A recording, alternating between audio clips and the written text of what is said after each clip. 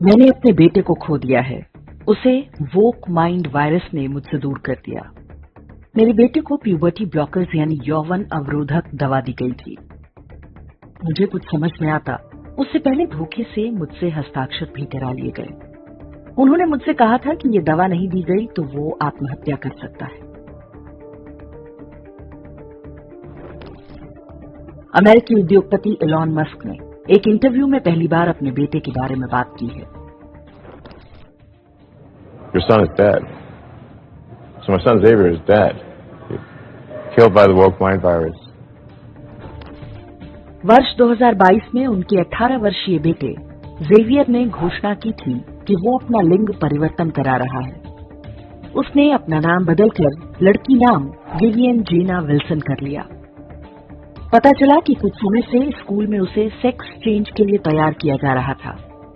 School में ही hormones के injection दिए जा रहे थे ताकि उसमें अपनी लैंगिक पहचान को लेकर भ्रम पैदा हो जाए। एलॉन मस्क का बेटा अब एक लड़की के रूप में रहता है और अपने पिता से उसने सारे संबंध तोड़ लिए हैं। 1 वर्ष पहले ही एलॉन मस्क की बेटी भी कम्युनिस्ट बन गई थी। उसने स्वयं को समलैंगिक घोषित कर दिया और सार्वजनिक रूप से कहना आरंभ कर दिया कि पैसे वाले लोग बहुत बुरे होते हैं, वे पूरी दुनिया का शोषण कर रहे हैं। एलॉन मस्क ने अपनी बायोग्राफी में कहा है कि मैं देख सकता हूं कि खुद को लिबरल और प्रोग्रेसिव कहने वाले कम्युनिस्ट हमारे समाज और परिवारों को अपने चंगुल में ले रहे हैं। हमारे बच्चे उनका आसान शिकार हैं। मेरी बेटी कैलिफोर्निया के जिस प्रतिष्ठित crossroads school of arts and science में पढ़ती थी, उसी ने उसके अंदर वोकिज्म के बीज बोए। मैंने पाया कि उन दिनों ट्विटर युवाओं में बहुत लोकप्रिय था। मेरी बेटी समेत नई पीढ़ी के बहुत सारे बच्चे इस पर सक्रिय थे। ट्विटर अपने एल्गोरिदम की सहायता से बच्चों के कोमल मन मस्तिष्क से खेल रहा था। उन्हें वो बनाया जा रहा था। उनके दिमाग में बिठाया जा रहा था कि समाज और परिवार उनका शत्रु है। स्कूल में ही उसे बताया गया था कि उसके पिता एक अरबपति हैं, इसलिए उसे अपने पिता से घृणा करनी चाहिए। इसके बाद ही मैंने ट्विटर को खरीदने का निर्णय किया ताकि अन्य बच्चों को इस दिमागी वायरस से बचा सकूं। ये सब अमेरिका में हो रहा है, लेकिन आपको पता होना चाहिए कि वोकिज्म नाम का ये मानसिक रोग भारत में भी पहुंच चुका है। हमारे बच्चे भी इसके खतरे में हैं। यहाँ भी इसे स्कूलों, शिक्षकों, पुस्तकों और मनोरंजन के माध्यम से बच्चों के मन मस्तिष्क में बिठाया जा रहा है। जिस प्यूबर्टी ब्लॉकर के कारण एलॉन मस्क ने अपने बेटे को गंवा दिया, उसे भारत में लाने का श्रेय किसी और को नहीं बल्कि सरकारी पैसे पर चलने वाली संस्था national council for educational research and training अर्थात NCERT को जाता है। अकेली इस एक संस्था ने भारतीय धर्म और समाज को जितनी क्षति पहुंचाई है, उतनी संभवतः किसी अन्य ने नहीं पहुंचाया होगा। इतिहास के नाम पर स्कूली पुस्तकों में वामपंथी और जिहादी कचरा भरने वाली NCERT और इसमें बैठे कॉमरेडों ने प्यूबर्टी ब्लॉकर का आइडिया वर्ष 2021 में कोविड की दूसरी लहर के तत्काल बाद लॉन्च किया था। तब NCERT ने अध्यापकों के प्रशिक्षण का एक मैनुअल जारी किया था, जिसके अनुसार अध्यापकों को बच्चों की लैंगिक विविधता यानी जेंडर डाइवर्सिटी को लेकर संवेदनशील होना चाहिए। आप सोचेंगे कि ये क्या होता है? जेंडर तो 2 ही होते हैं, कुछ बच्चे 3rd जेंडर के भी हो सकते हैं, इसमें विविधता वाली क्या बात है?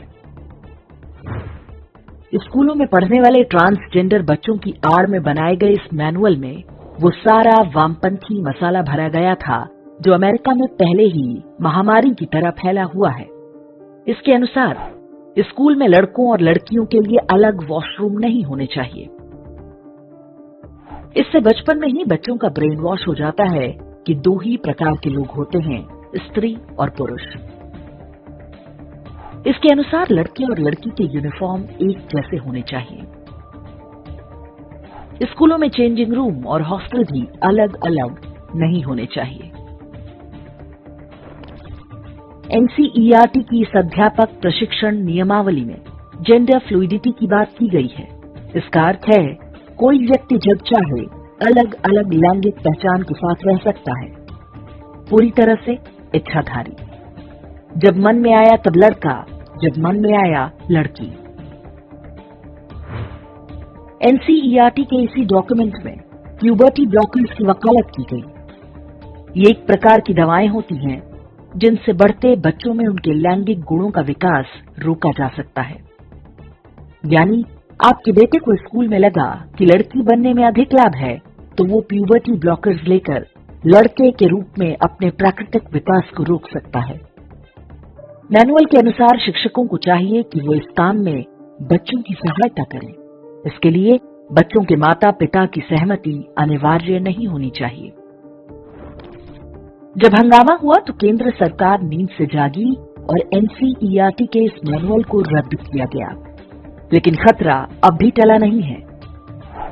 अब बड़े बड़े प्राइवेट पब्लिक स्कूलों के माध्यम से इसे लागू करवाया जा रहा है। भारतीय न्यायपालिका के कुछ जज भी इसमें सहायक हैं। इनमें अधिकांश वो हैं जो हार्वर्ड जैसे अमेरिकी विश्वविद्यालयों से पढ़कर आए हैं। जेंडर डाइवर्सिटी, जेंडर फ्लूइडिटी और प्यूबर्टी ब्लॉकर्स, 99% भारतीयों ने इससे पहले ये शब्द सुने भी नहीं होंगे। ये सब भारतीय समाज की बातें नहीं हैं। ये सारी समस्याएं अमेरिका जैसे विकसित देशों की हैं, जहां वामपंथी पूरे तंत्र में दीमक की तरह घुस चुके हैं। विश्व भर के वामपंथी पिछले कुछ समय से ये विचार थोपने में लगे हैं कि लड़का या लड़की प्रकृति नहीं बल्कि समाज तय करता है।